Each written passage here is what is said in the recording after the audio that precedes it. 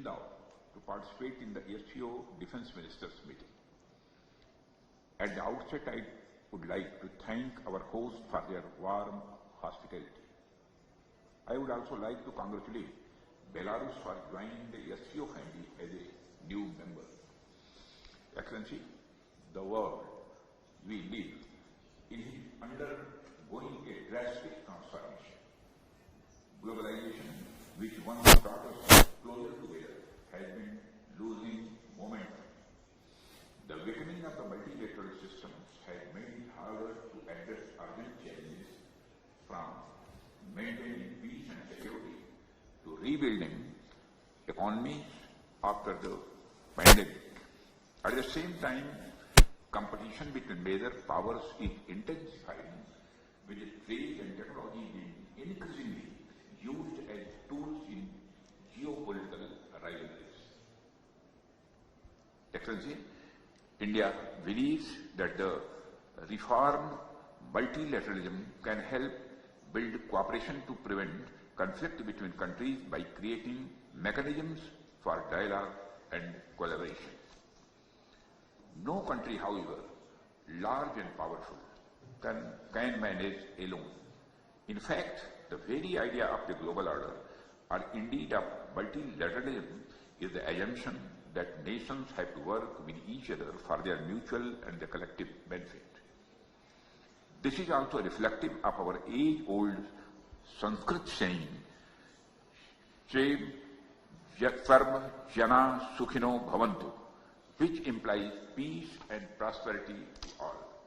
Excellency, it is in the context of the current uncertain geopolitical scenarios that the role of SCO becomes very important today. SCO member countries contribute around 30% of the global GDP, while about 40% of the world's population resides in them. We therefore have a collective stake to create a safe, secure and stable region that can contribute towards progress and improvement of our people's lives. Excellency, I believe that the biggest challenges that we are facing in our region are related to peace, security and trust deficit. And the root cause of these problems is increasing radicalization, extremism and terrorism.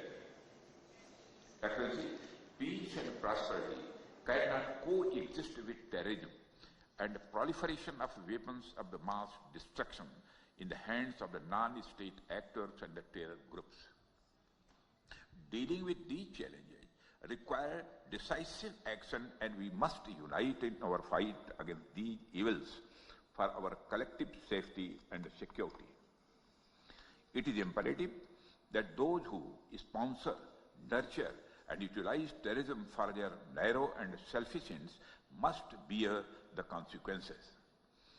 Some countries use cross-border terrorism as an instrument of policy and provide shelter to terrorists.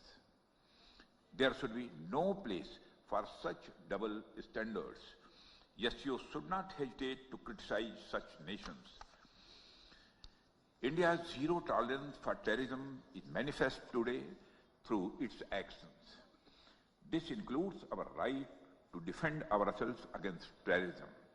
And we have shown that epicenters of terrorism are no longer safe, and we will not hesitate to target them.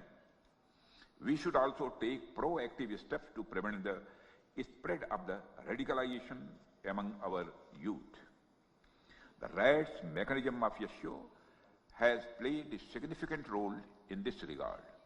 The joint statement of the Council of SCO heads of the state on countering radicalization leading to terrorism, separatism and extremism issued during India's chairmanship symbolizes our shared commitment. Excellency, we should seek to counter the technology used by terrorists, including drones, for cross-border smuggling of weapons and drugs. In our interconnected world, traditional borders are no longer the sole barriers against threats, and instead we face an intricate web of challenges that range from translational terrorism and cyber attacks to hybrid warfare. These threats do not respect national boundaries, and they demand a unified response rooted in transparency, mutual trust, and collaboration. India reaffirms its resolve to fight terrorism in all its forms and manifestations. On 22nd April 2025, the terror group, the Resistance Front, carried out a dastardly and a heinous attack on the innocent tourists in Pahalgam, in the Indian state of the Jammu and Kashmir. 26 innocent civilians, including a Nepali national, were killed. Victims were shot after they were profiled based on their religious identity. The Resistance Front, which is a proxy of UN-designated terror group Lashkar-e-Toiba, claimed responsibility for the attack. The pattern of the Pahalgam terror attack matches with LET's previous terror attacks in India. In exercising its right to defend against terrorism and preempt as well as deter further cross-border terrorist attacks, India on 7th May 2025 successfully launched Operation Sindoor to dismantle cross-border terrorist infrastructure. We reiterate the need to hold the perpetrators, organizers, financiers, and sponsors of reprehensible acts of terrorism, including cross-border terrorism, accountable and bring them to justice. Any acts of terrorism are criminal and unjustifiable regardless of their motivation, whenever, wherever, and by whomsoever committed. SCO members must condemn this evil unequivocally. Excellency, India is committed to increasing its connectivity with the Central Asia. Better connectivity not only enhances mutual trade but also fosters mutual trust. However, in these efforts, it is essential to uphold the basic principles of the SCO Charter, particularly respecting the sovereignty and the traditional integrity of member states. India has been consistent and steadfast in its policy in support of peace, security, and stability in Afghanistan. Our immediate priorities in Afghanistan include providing humanitarian assistance to Afghan people and contributing to Afghanistan's overall developmental needs. As Afghanistan's largest regional development partner, India continues to implement capacity building initiatives for the Afghan people. Excellency, the COVID-19 pandemic has laid bare the fact that the pandemics recognize no boundaries and that no one is safe till everyone is safe. This is a warning sign of how non-traditional security challenges like pandemics, climate change, food and water security, and associated societal disruption can impact our people's lives. These emerging challenges cannot be addressed without responsible policies and cooperation among nations.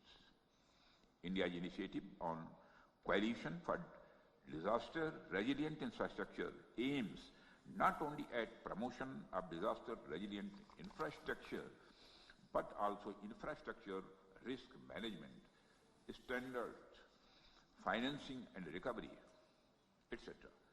It is also an example of how countries are coming together to create and share capabilities to deal with the humanitarian assistance and the disaster relief. We have affirmed this intent through our policy through the acronym SAGAR, which implies security and growth for all in the region, and India's expanded vision Mahasagar, meaning mutual and holistic advancement for security and growth across regions. Security and stability are most essential components to create a conducive environment for growth and economic development of the region. India has sought to build consensus on dealing with global challenges on the basis of motto One Earth, One Family, One Future, which is founded on our civilizational ethos of Vasudhaiva Kutumbakam. The world is one family. Mutual understanding and mutual benefit must be our guiding principles. Excellency, India supports greater cooperation and mutual trust among SCO members. We should collectively aspire to fulfill the aspirations and expectations of our people as well as tackle today's challenges. We must all be in lockstep in our endeavor in strengthening stability and security in our neighborhood. Excellency, I am optimistic that today's discussions would help us to deepen the understanding of our shared security challenges and explore new areas for future cooperation in the defense and the security field. Thank you very much, Excellency. If you like the video, do like, comment, share and subscribe.